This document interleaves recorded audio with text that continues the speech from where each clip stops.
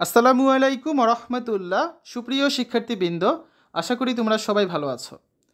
এই ভিডিওটা তৈরি করছি এসএসসি বা সমমান পরীক্ষার বিষয়ভিত্তিক নম্বর বিভাজন নিয়ে। 2026 সালে পরীক্ষা থেকে এটা কার্যকর করা হবে। আজকের এই ভিডিওতে আমরা তথ্য ও যোগাযোগ প্রযুক্তি এই বিষয়টার মানবন্টন বা নম্বর বিভাজন নিয়ে আলোচনা করব। মোট 50 নম্বরের পরীক্ষা হবে, যার মধ্যে তত্ত্বীয় অংশে রয়েছে 25 নম্বর আর ব্যবহারিক অংশে রয়েছে আরও 25 নম্বর।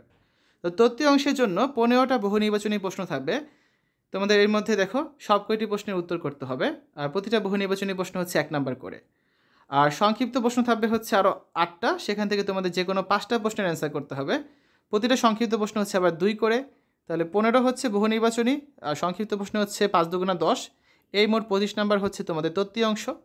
আর ব্যবহারিক অংশে থাকবে আরও 25 নাম্বার, যার মধ্যে যন্ত্র বা উপকরণ সংযোজন ও ব্যবহার, প্রক্রিয়া অনুসরণ, উপাত্ত সংগ্রহ ও প্রক্রিয়াকরণ, অঙ্কন, পর্যবেক্ষণ, শনাক্তকরণ এবং অনুশীলন, এখানে থাকবে 15 নাম্বার।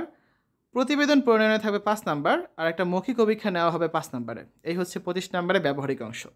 তো শিক্ষার্থীরা, আজকের এই ভিডিওতে আমরা আলোচনা করেছি নবম দশম শ্রেণী তথ্য ও যোগাযোগ প্রযুক্তি এই বিষয়টার নম্বর বিভাজন বা মানবন্টন নিয়ে, যেটা অনুযায়ী তোমাদের কিন্তু 2026 সালে এসএসসি পরীক্ষা হবে। তো আশা করি এই ভিডিওটা তোমাদের কাছে ভালো লেগেছে।